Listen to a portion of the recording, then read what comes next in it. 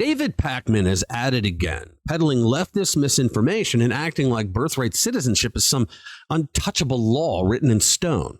I'm here to tell you it's not. He just didn't do the right research on the subject. Now, I have to keep doing these videos on birthright citizenship because the Democrats have lied to you about it for decades, and it's an important issue that affects every American.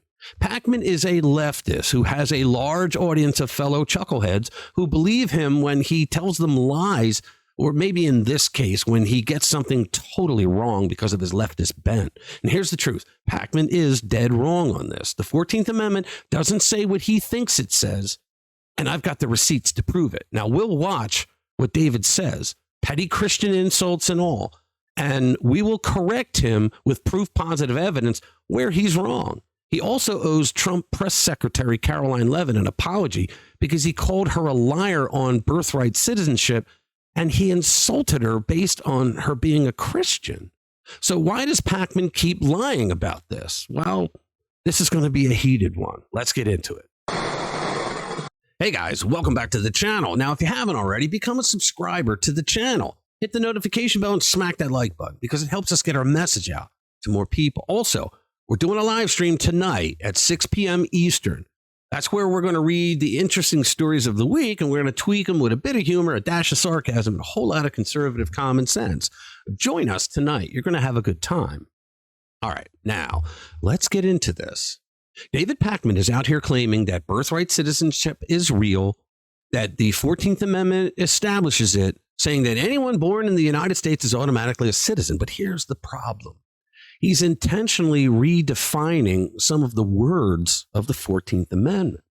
Okay, I have to apologize at the outset because I'm going to be playing Pakman's gobbledygook for several minutes, but I think it's important that you hear what he has to say so that you can understand where he goes wrong for the next time you hear some other libnut mention the same exact things. Now, David is one of the few leftists out there who actually mentions and subject to the jurisdiction thereof. Most of them just ignore it like it doesn't exist, but he gets it wrong on what the clause means. He also mentions the Ark case, very famous case of Chinese immigrants, and he screws up what SCOTUS's ruling is. Like I said, most leftists just ignore this clause, but David goes through with word salad explanations about buying marijuana from state to state on whether it has the jurisdiction in there that you can do it or you can't. It's just really weird, but we'll get through it.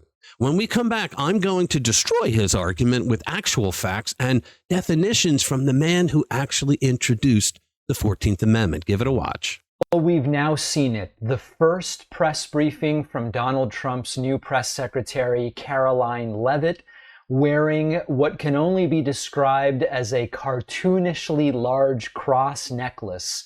So he's a bigot against Christians, Christian women. Okay, because I'm looking at her cross and it's not cartoonish at all and it's not large at all. So, okay, there's that. He's a Christian bigot. I guess it's his right. He has a First Amendment right to be a Christian bigot. She announced the same thing that Trump's former press secretary announced at her first press briefing. Of course, Kayleigh McEnany saying, I will tell you the truth from... Remember, guys, we're coming off the heels of Karine Jean-Pierre. Enough said. This podium. Unclear if they know the difference between podium and lectern. Can you believe the pettiness and the childishness of this man? Not subject matter for today. And Caroline Leavitt saying the exact same thing. Let's take a look. You're up here in this briefing room speaking to the American public. Do you view yourself and your role as speaking on, advocating on behalf of the president or providing the unvarnished truth that is, not to lie, not to obfuscate to the American people? I commit to telling the truth from this podium every single day. I commit to speaking on behalf of the President of the United States. That is my job.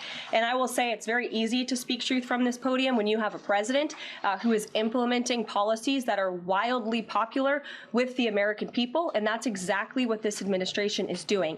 So this is a promise that has been often made and rarely really stuck to. And Caroline Leavitt broke this promise just moments later. Wrong. And really never looked back, with some exceptions, which I will tell you. Watch. The first lie came really, really quickly, and it was Caroline Leavitt saying that the administration believes birthright citizenship is unconstitutional. Now, first of all, how is it a lie for Levitt to say that the administration believes that birthright citizenship is unconstitutional? That is the truth. The Trump administration believes, correctly, I say, that birthright citizenship is unconstitutional, but he just called her a liar. And therefore, implicitly, what that means is that it's illegal. It's against the law. It is. Take a look at what she had to say. The folks that you mentioned have a right to have that legal opinion, but it is in disagreement with the legal opinion of this administration. This How is that a lie? administration believes that birthright citizenship is unconstitutional. So not only is birthright citizenship not unconstitutional, it's in the Constitution. It's Imagine not. if I said to some of these gun people, I don't Watch. think the right to bear arms is constitutional. What do you think they'd say? They would say, look, here's the Bill of Rights to the Constitution. It's in the Constitution. Gun ownership is by definition constitutional because it's in the Constitution. And similarly, when you look at the 14th Amendment, Wrong, not similarly. it establishes birthright citizenship. It does no such thing. Now, you might not like it, but to say it's I don't like liars. unconstitutional is something very different altogether.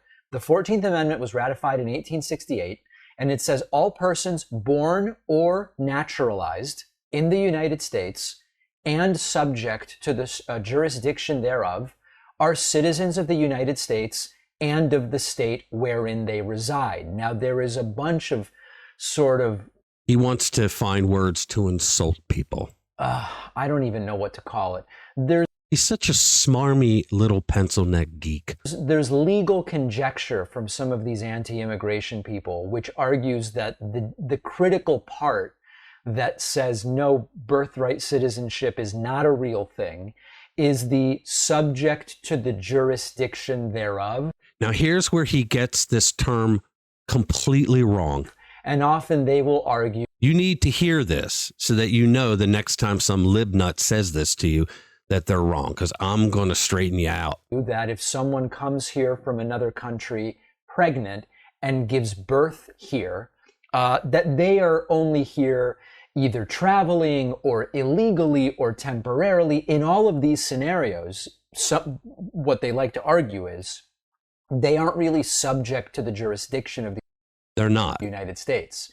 They don't have legal status, therefore they are actually subject to the jurisdiction of whatever country they are from. That is absolutely the truth. Now, this clown is going to go on and he's going to try to claim that the word jurisdiction means that you have laws inside the jurisdiction. So when a visitor, a foreigner comes here, they are subject to those laws. That's not what subject to the jurisdiction thereof means. Give it a falls watch. apart extraordinarily quickly because, as many of you know, when you're here in the United States, you are subject to the laws of whatever jurisdiction you reside in.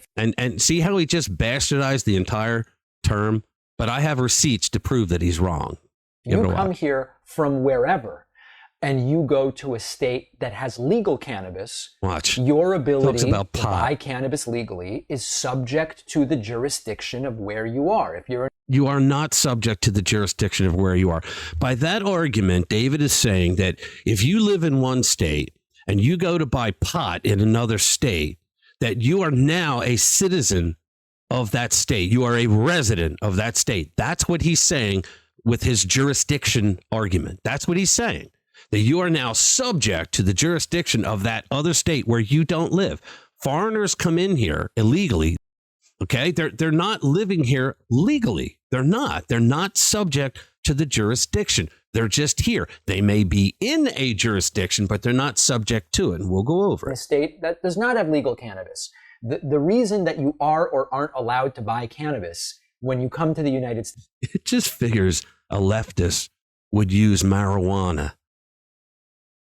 from another country, even visiting, even illegally, whatever, has to do not with the law of the source country, but No, it doesn't. It has to do with the laws inside that jurisdiction, but they are not subject to the jurisdiction thereof. He just is totally flat out wrong, and I'm going to show you. with the law of the keep saying that. jurisdiction in which you find yourself. So the constitutional argument is not very good. No, the constitutional argument that you're making is pretty disastrous. But it's not only a constitutional argument. There you go. That explains why. Here's where he bastardizes what the Supreme Court ruled. Citizenship is legal. The U.S. Supreme Court has also looked at this and has consistently affirmed that this is indeed It not has a mistake. never once confirmed, he says consistently, it has never once confirmed that birthright citizenship is legal. Birthright citizenship is constitutional. There's a landmark case, United States v. Wong Kim Ark from 1898, and the court ruled that a child born in the United States to Chinese immigrant parents was an American citizen. No, it didn't. Under the 14th Amendment. No, I'm sorry, David, but you're just so freaking wrong. Leftists like Pakman love citing United States v. Wong Kim Ark like it somehow proves their point. What they won't tell you is that Wong Kim Ark's parents were legal permanent residents of the United States. He didn't mention that because it kills his argument. They weren't just passing through. They weren't visitors or tourists trying to buy marijuana. The Supreme Court made it clear in the opinion that citizenship applies to all children here born of resident aliens, not illegal immigrants, not tourists, not birth tourists gaming the system. Here's a legal summary of United States v. Wong Kim Ark by the Supreme Court. It says the majority opinion by Justice Horace Gray. The Supreme Court ruled in favor of Wong Kim Ark, confirming that he was a natural-born U.S. citizen under the 14th Amendment. Now, the key issue in the case was whether Wong, who was born in the U.S. to Chinese parents who were not U.S. citizens, was entitled to citizenship by birth. Okay. The 14th Amendment, and subject to the jurisdiction thereof, plays a part here. The court ruled that the phrase subject to the jurisdiction thereof in the citizenship clause of the 14th Amendment included children born in the United States to parents who were legally domiciled in the country, even if the parents were not U.S. citizens. So me being me, I went out and looked up the definition of domiciled. The word domiciled is past tense, which means this special condition does not apply to someone who has not already received permanent resident status. And the definition is treat a specified country as a permanent home. You have to get special permission to do that in the 1800s. The opinion went on to say that they were lawfully domiciled residents of the United States. And because of this, they were considered to be under the jurisdiction, making their U.S.-born child a citizen by birth.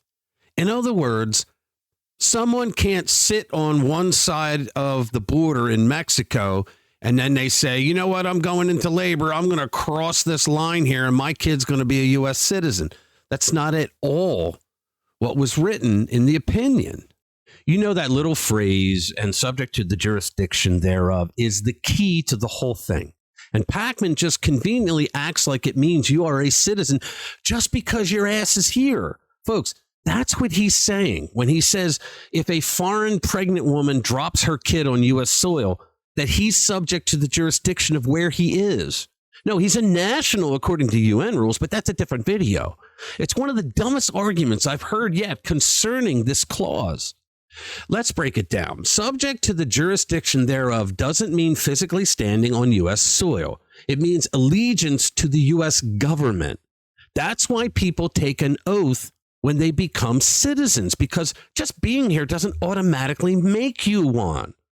David would have you believe that the word subject to the jurisdiction means you are subject to the laws of where you are. That's not what it means in the context of the 14th Amendment of the Constitution. A jurisdiction is a place where laws are applied, true, but to be subject to the jurisdiction is a completely different argument that David doesn't want you to understand. To be a subject is to be legally recognized by the jurisdiction as having the right to be there. Let's look at what Senator Jacob Howard of Michigan, the guy who actually introduced the 14th Amendment, said from the floor of the Senate. Now, David, I'm sorry. I don't know if Senator Howard used a lectern or a podium because I wasn't there. Here's what Howard said. He said, quote, simply declaratory of what I regard as the law of the land already. Now, That's a very important opening statement, don't you think? He said he was making a declaratory statement. He was declaring that the words of the 14th Amendment that he just introduced are already the law of the land as he was introducing it. Remember, the whole point of the 13th, 14th, and 15th Amendments were because they feared that the Democrats would once again make laws that harmed black people, in particular, former slaves and their children. So he said, simply declaratory of what I regard as the law of the land already, that every person born within the limits of the United States and subject to their jurisdiction is by virtue of natural law and national law a citizen of the United States. Now, this is where Pakman would stop. He'd put the brakes on. Here's the part of Howard's speech that destroys Pakman's argument. He went on and said, this will not, of course, include persons born in the United States who are foreigners, comma, aliens, which means people, aliens is a legal term that's in the Constitution, comma, who belong to the families of ambassadors or foreign ministers accredited to the government of the United States, but will include every other class of person. Now, here is a second piece of evidence that will knock Pakman's argument out of the water. People becoming U.S. citizens take an oath, and that oath, it just destroys his whole argument about marijuana and all the other nonsense he was saying. Here is the citizenship oath. I hereby declare on oath that I absolutely and entirely renounce and abjure all allegiance and fidelity to any foreign prince, potentate, state, or sovereignty, of whom or which I have heretofore been a subject or citizen, that I will support and defend the Constitution and laws of the United States of America against all enemies, foreign and domestic, that I will bear true faith and allegiance to the same. So there you go. I don't see any foreign pregnant women reciting the citizenship oath before giving birth. Do you? Exactly. Foreigners are not citizens just because they were born here. Words matter, David. But again, here's what the court added that Pakman would never tell you. They wrote, subject to the jurisdiction thereof only applies to people who are permitted by the United States to reside here. That is, U.S. citizens, and now after this ruling, legal permanent residents of the United States, because the government of the United States said you may live here in a permanent resident status. Pakman's entire argument falls apart the moment you actually read what the 14th Amendment says. Trump isn't changing anything. He's not changing the Constitution. He's enforcing what's already there. Remember when Howard said, what's already the law of the land? The Democrats have lied to you about this for decades, and Pakman is just another mouthpiece pushing the same tired nonsense. But here's the real question. Does Pakman actually believe this garbage, or is he just feeding his audience the lies that they want to hear? Oh, and by the way, David, my biological brother is Jimmy from Philly. He says hi, and he's in a quandary as to why you won't take his calls anymore. He thinks it's because you are terrified of him after him proving you wrong so many times. Guys, let me know what you think about this in the comments below. All right, thank you for watching. Hit that notification bell if you want to be kept up to date with the latest misinformation and lies coming from leftists with a platform. I'll see you in the next one. Spread the word. Why do they lie every time they speak? A puppet on strings, feeding us to see. We're tired of the show, we're sick of the con, but they'll keep